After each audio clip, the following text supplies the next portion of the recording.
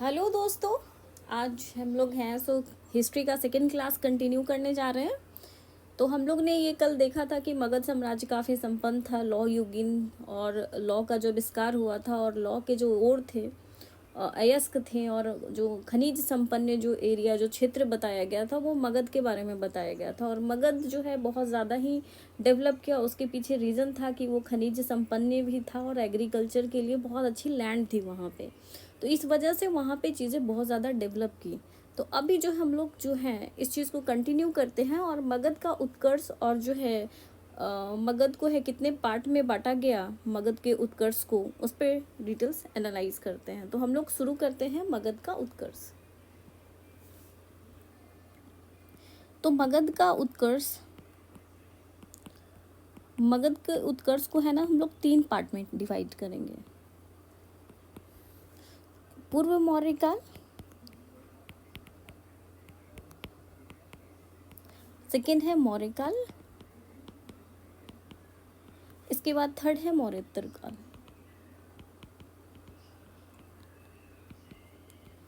पूर्व मौर्य काल में जो है हम लोग जो पढ़ते हैं तो किन किन राजाओं के बारे में और किन किन वंश के बारे में पढ़ना है। तो पहले तो आते हैं कौन कौन सा वंश जो है पूर्व मौर्य काल में शासन किया। तो सबसे पहले जो है हर्यक वंश ने शासन किया, हर्यक वंश। इसके बाद है शिशुनाग वंश, शिशुनाग वंश। इसके बाद है नंद वंश ने शासन किया। और नंद वंश का जो सबसे लास्ट शासक था घनानंद, उसी के टाइम में जो है सिकंदर जो है इंडिया में प्रवेश किया था। तो इसके बाद जो है फोर्थ जो वंश आया था वो है मौर्य वंश।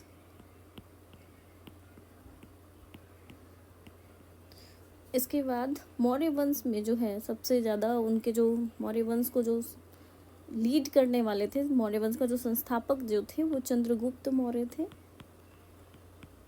चंद्रगुप्त मौर्य। उनके जो बेटे हुए वो थे बिंदुसार और उनके जो बेटे थे वो थे अशोक। अशोक को तो ग्रेट अशोका भी कहा जाता है क्योंकि इनका साम्राज्य विस्तार बहुत ही ज़्यादा हुआ था। और जब 261 में जो है कलिंग का युद्ध हुआ था, इसके बाद इन्होंने जो है साम्राज्य विस्तार का कार्य छोड़ दिया था। इन्हें बहुत ये होने लगा था, आत्म ग्लानि होने लगा था कि मैंने बहुत लोगों को मारा है साम्राज्य विस्तार के लिए। तो उन्हें वो HP जो होता है ना, हृदय परिवर्तन, वो हो गया था। तो उन्होंने फिर लड़ाई झगड़ा छोड़ दिया था। और इसके बाद बहुत सारे इंस्क्रिप्शंस उन्होंने लिखवाया और सत्य, अहिंसा, ये सब बहुत सारी चीज़ें उन्होंने, बद्ध को रोकने का कार्य बहुत ज़्यादा उन्होंने किया। और बुद्धिज़्म से ये प्रभावित थे तो इस वजह से वो बुद्धिज़्म को अपने जो उनके बेटे थे महेंद्र और संघमित्रा, उनको बुद्धिज़्म को प्रमोट करने के लिए श्रीलंका भी भेजा था।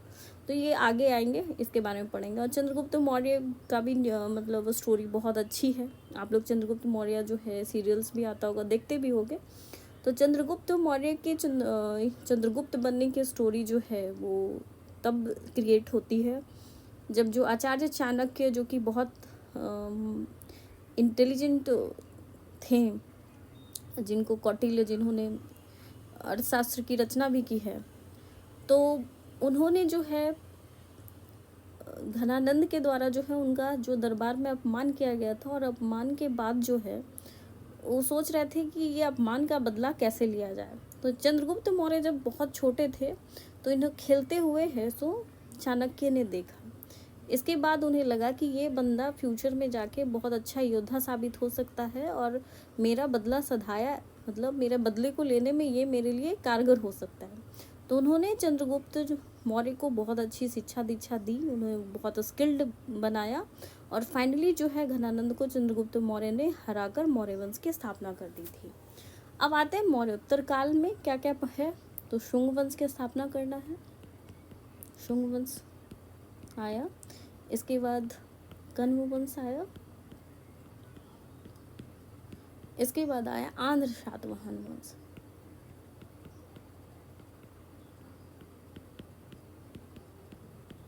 आंध्र या सातवाहन वंश।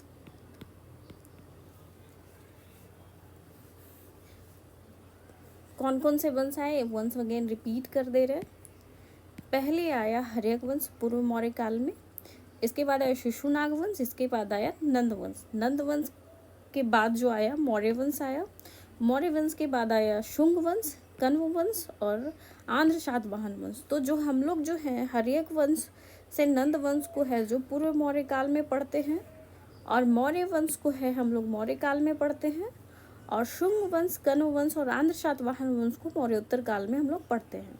तो अभी जो हम लोग का फोकस है वो पूर्व मौर्य काल है। तो पूर्व मौर्य काल में हर्यक वंश को पहले डील करते हैं।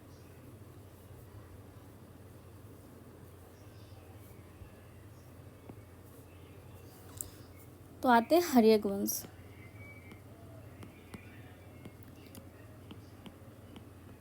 अच्छा, अब ये क्वेश्चन एक बहुत इंटरेस्टिंग क्वेश्चन है कि हर्यक वंश का मतलब क्या होता है। तो हर्यक का अगर आप संधि विग्रह करोगे तो हरि प्लस अर्क आएगा। हरि का मतलब होता है सिंह और अर्क का मतलब होता है वंश। तो सिंह के समान बलवान जो हुआ, सिंह के समान बलशाली वंश हो गया ये शाली वंश। तो ये हर्यक वंश का ये मीन हो गया। अब हर्यक वंश को जो है पितृहंता वंश भी कहा गया है। हर्यक वंश को जो है पितृहंता वंश कहा गया है। अब इसके पीछे देखिए लॉजिक क्या है, पितृहंता वंश क्यों कहा गया है। तो हर्यक वंश के जो संस्थापक जो थे वो बिंबिसार थे। तो बिंबिसार की हत्या उनके जो पुत्र हैं वो अजातशत्रु ने किया, और अजातशत्रु का हत्या जो उद्दीन ने किया। तो इस वजह से जो है इसका सक्सेसर लोग जो है अपने पिता की हत्या कर दे रहे हैं, तो इस वजह से इसको पितृहंता वंश बोला गया। अब आते हैं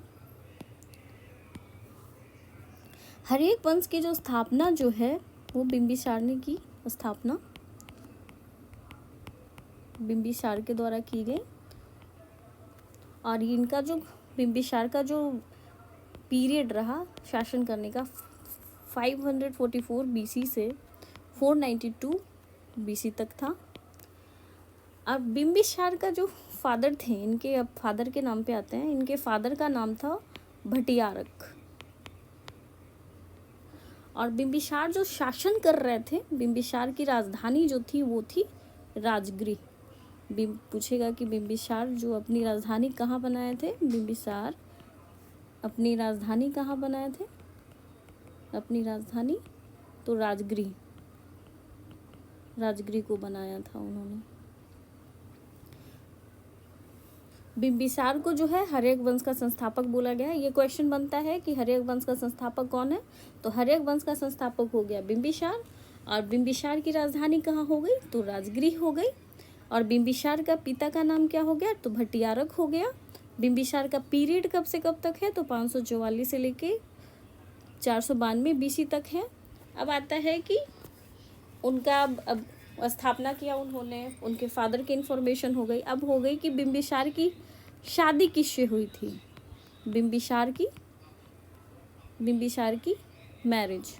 तो बिंबिसार की जो मैरिज जो है ना कौशल की राजकुमारी कोसला देवी से हुई थी। तो ये हो गई कोसला देवी। कोसला देवी कौशल की राजकुमारी थी, तो कोसला देवी से इनकी शादी हुई थी। और जो इनके जो धार्मिक गुरु थे, बिंबिसार के धार्मिक गुरु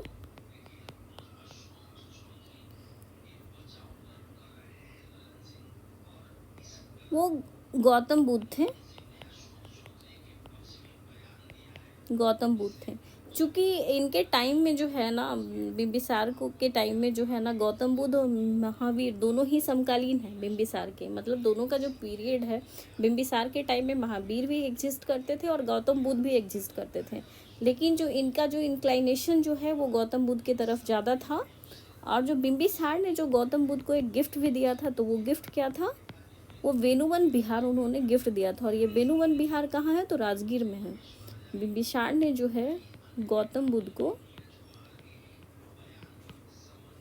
को वेणुवन जो है विहार गिफ्ट में दिया था। वेणुवन बिहार गिफ्ट में दिया था जो कि राजगीर में है।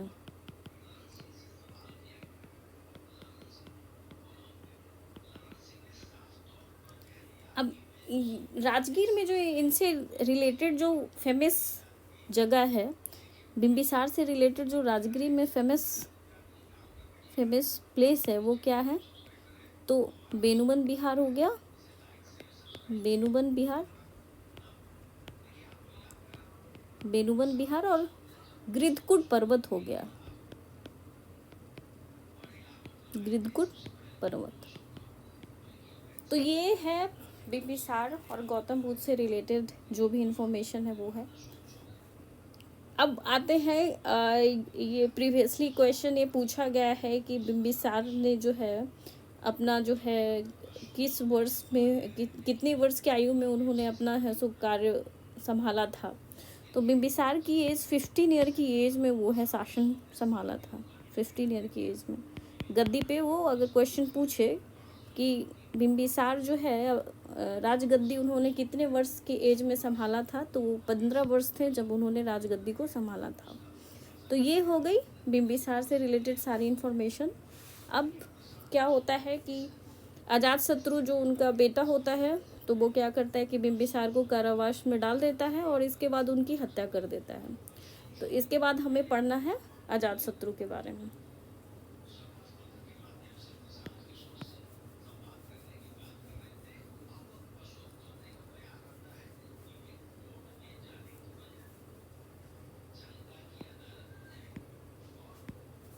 अब आते हैं अजातशत्रु। अजातशत्रु को कुणिक भी कहते हैं, बहुत जगह कुणाल भी मिलता है। कुणिक है सो अजातशत्रु को बोला जाता है। और इसका जो पीरियड है अजातशत्रु का 492 BC से लेकर 460 BC तक था।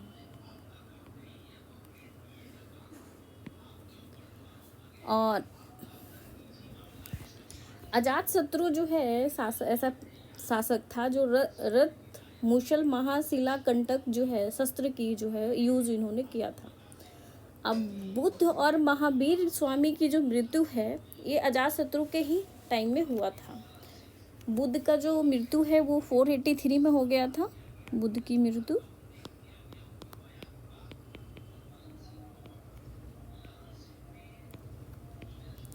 और इसी मृत्यु होने के जस्ट बाद जो है अजातशत्रु ने जो है ना पहला जो बौद्ध संग ये किया था, अजातशत्रु द्वारा जो है प्रथम बौद्ध संगति किया गया था,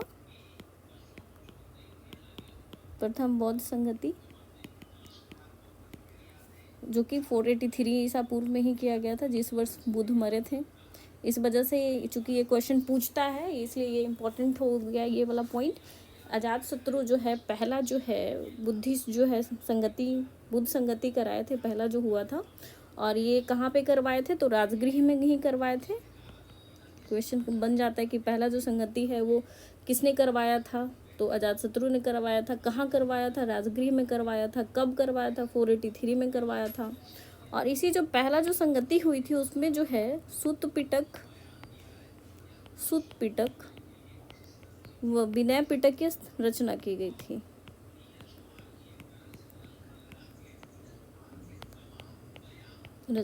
थी। अब इसके बारे में और क्या इन्फॉर्मेशन है, तो गौतम बुद्ध की मृत्यु के बाद जो है अजातशत्रु जो है उनके अवशेषों को जो है ना 8 विभिन्न स्तूपों का निर्माण उसने करवाया था।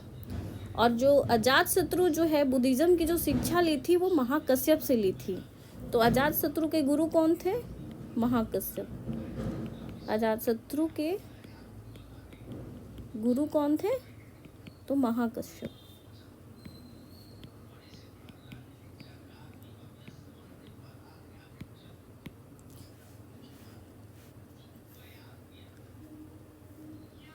इसके बाद अजातशत्रु के बारे में ये महाकश्यप उनके गुरु हो गए, उन्होंने पहला बौद्ध संगति करवाया था।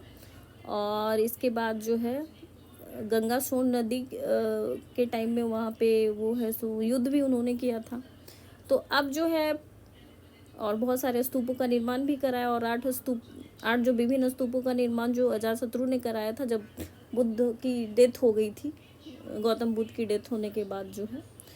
और उन ये तो हो गई अजातशत्रु के बारे में। अब अजातशत्रु के जो उनका बेटा जो है, अजातशत्रु का बेटा कौन हो गया, अजातशत्रु का बेटा हो गया वो उदयन हो गया। उदयन का बस इतना ही रोल है कि पाटलिपुत्रा किसने स्थापना की थी, तो जो गंगा और सोन नदी के संगम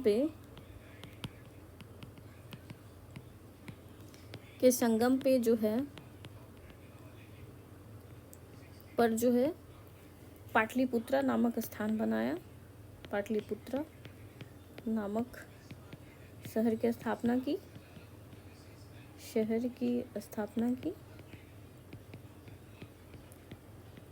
और इसके बाद जो है अभी जो पाटलिपुत्रा जो अभी पटना के रूप में एग्जिस्ट करता है, स्थापना करने के बाद अपनी राजधानी जो है वो पाटलिपुत्रा बना लिया। इसके बाद जो है उदयन के बाद जो है उसका जो सक्सेसर है अनिरुद्ध है, मुंडक है, तो उनका बहुत ज़्यादा रोल नहीं है। और जो इसी तरह हर्यक वंश का जो अंतिम शासक है नागदशक, तो क्वेश्चन ये भी बनता है कि हर्यक वंश का अंतिम शासक कौन है, तो नागदशक। तो इसके साथ ही जो है ये हर्यक वंश समाप्त हो गया।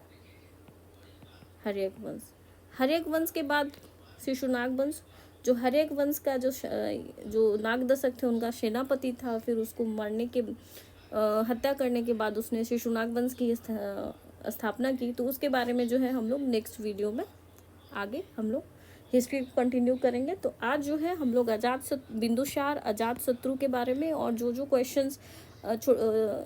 क्वेश्चन आ चुके हैं उसको भी मैंने मेंशन करा हुआ है।